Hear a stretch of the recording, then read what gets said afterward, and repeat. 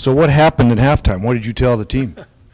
Well, the number one thing I think that, we get together as coaches, the offensive staff and the defensive staff, and we talk about what happened in the first half and try to make good adjustments. And I think that one of the things we talked about on the defensive side of the ball was we got to disguise our coverages a little bit better than we did in the first half. We thought he got a little bit too comfortable with what we were doing, which led to a pretty good half for Sacramento State on offense. I thought we upheld the run fairly well for the majority of the game. And I think in the second half, and especially in the third quarter, we played much, much better on both sides of the ball, but in particularly defensively. And I think offensively, it was kind of our own mistakes in the first half. I mean, we fumbled. We went for it on 4th and 1 and fumbled. We fumbled one other time that directly led to 10 points for them, too. So I think it was more about what we were, the things that we were doing wrong rather than maybe some of the things we were calling or doing. And I think in this third quarter, I think our execution was much, much better. And I think getting started and having a fast start once we got to that 10-minute mark of the third quarter, I think it made a huge difference in the game. Probably the response of our defense, I think, in the third quarter probably helped spark our offense as well. How good is Montana?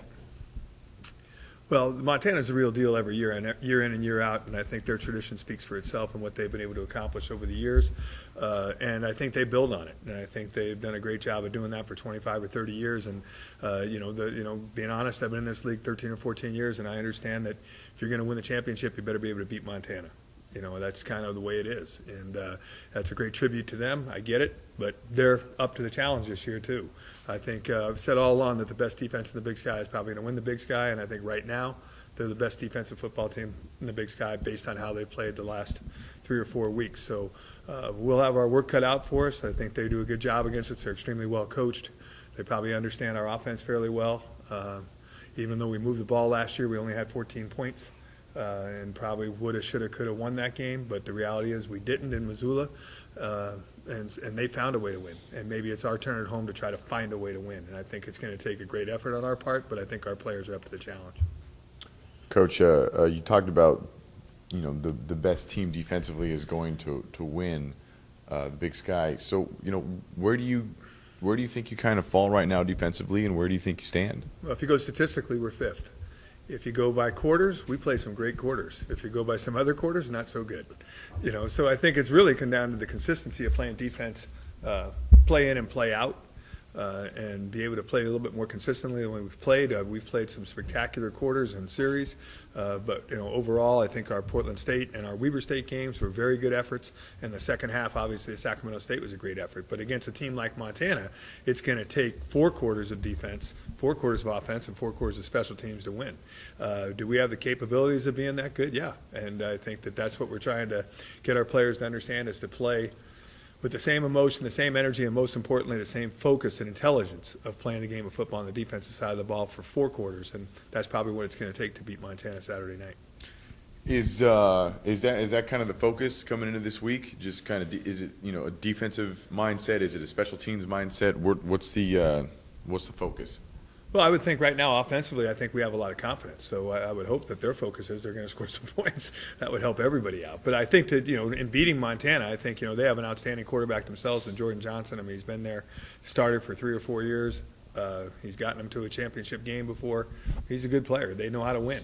And so, to stop them, their run game, their play action game, and with some talented set of receivers and things like that, that's going to be a challenge for our defense, there's no question.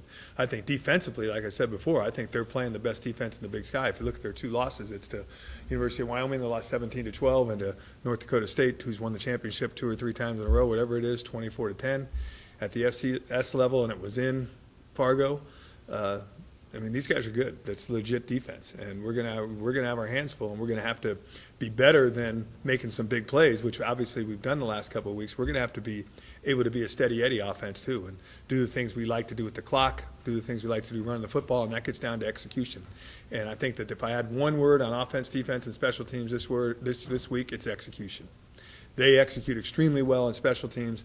Like I said, I've coached against them numerous times, and to be honest with you, I've won a couple of times, but I've lost a couple of times because of their play in the special teams area of the game. That's going to be a huge challenge for us on Saturday night. On the other side of the ball, offensively, you talk about you guys finding yourself and things like that. Is there anything you're really gonna tweak or adjust coming into Saturday? No, we pretty much. I mean, we have I mean, if you looked at our playbook is huge. Now, how much we run of it each week changes and is based on probably what they're doing to us. So, we'll have to make decisions on what we want to do based on what they do. And like I said before, do we have an idea what they're going to do? Yeah, we do have an idea because we played against them before. But the bottom line thing is that a lot of teams change. This year, we probably have been right 50% of the time on what we thought we were going to get in the opening possession. And that's tough on your offensive coordinator, but when you have a guy like Chris Brown, who I think has more experience now and really understands what we're trying to do on offense, he's able to make some adjustments that help us as well as our coaches after our first series making the adjustments we need to in order to move the ball consistently. So what is the confidence level been like of the teams coming off of the 3-game winning streak and going into playing 3 of the next 4 home games like here? Yeah, and really that was our battle cry 3 weeks ago after we lost a tough Northern Arizona road trip. A game we would have, could have, should have won too. But after that, it was if we get to somehow, some way, win each week for 3 weeks, we have 3 of our final 4 Big Sky games at Spanos Stadium, where we've been pretty good. So we feel very good about being at home. I think we feel pretty good about it, especially the way we finished the Sacramento State game in the second half, outscoring them 35-7. And they were an explosive offense that was averaging close to 600 yards a game and 45 points a game. And to hold them to 27, you got to feel good about it, of which one was late in the fourth quarter. So I think that there's a lot of confidence on our team right now, and that's a great thing to have. But confidence is one thing. It's using that confidence when you step on the field Saturday night. Coach Nick DeZubnar gets added to the Buck Buchanan watch list this morning, and he had another tied a career high in tackles. He's on pace to set your guys' single season tackles mark. And the story I wrote a couple of weeks ago about it, one of the critiques I got on his tackle totals is that you guys have a young defense. You're maybe missing more tackles than you would have with last year's kind of seasoned senior-led defense. But that said, I mean, that you can say that he's cleaning up some tackles and getting more tackles because of that. Why is he a good quality Buck Buchanan candidate? Well, I don't think there's any question. I mean, he's the catalyst to who we are on defense. I mean, we can say whatever we want, but we don't have Nick DeZubnar. We're not playing as well as we're playing on defense right now. And I think our team understands that, and not only in his play level, his level of play, he plays extremely hard and extremely fast and physical every time the ball is snapped, but also from a leadership quality. I think all those things go into it. But, I was talking to Eric Burdick today. I was shocked he wasn't on from the get-go this season. But then again, we play in a 13-team league, of which he was a second-team all Big Sky linebacker as a junior. Even though he had great numbers and all those things, he had great numbers as a sophomore as well. So I think, he had to go out and earn his stripes, and that's who Nick is. He's one of those guys that earns his stripes. And, people aren't going to look at him and say he's the fastest guy, and then they're going to watch him play, and they're going to say, wow, he plays way faster than I thought. Bo Baldwin from Eastern Washington before the game last year said, you're 41. Is a legit player. And I think that's the compliments that you like to hear about your players, and players like to hear is from your opponents and your opponent coaches when they study the film. Nick DeZubnar flat out said is a football player. And, and he's not going to be that guy that's 6'3", 255 pounds that runs 4.4 or whatever. He's going to be that 6'1.5", 6'2", 240-pound guy that runs faster than people think. But when he gets there, everything he's got gets there. And the other thing is he's extremely smart, which allows him to become somewhat instinctive.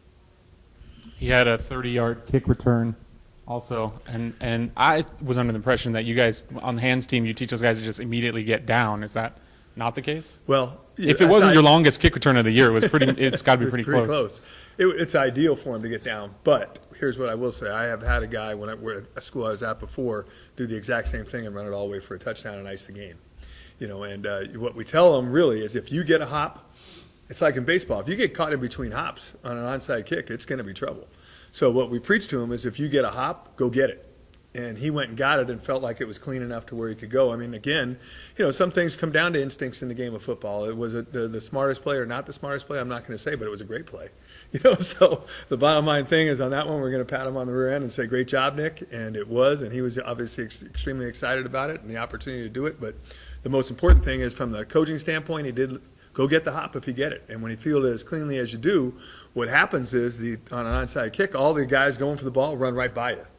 So there's really not a lot of guys left. And, for him to instinctually say, I can get this and I can take it back close to it, got got to give him some credit. It's about making plays, and sometimes you have to have the courage to make a play and know when to do it and when not to do it. So I'll give him some credit on that. Great play. Yeah, that kick return, that interception return, are those the kind of plays you look at the end of the season and say that separates a guy from someone who's just cleaning up a lot of tackles or, Yeah. whatever criticism you might want to level his way? Well, number one, I don't think he really cleans up a lot of tackles because we preach running to the football, and he gets to the football on almost every snap. So, if he's making a play and getting an assisted tackle and it's on the numbers, so be it. But I can guarantee you when it's between the tackles, there's not a lot of assists in there.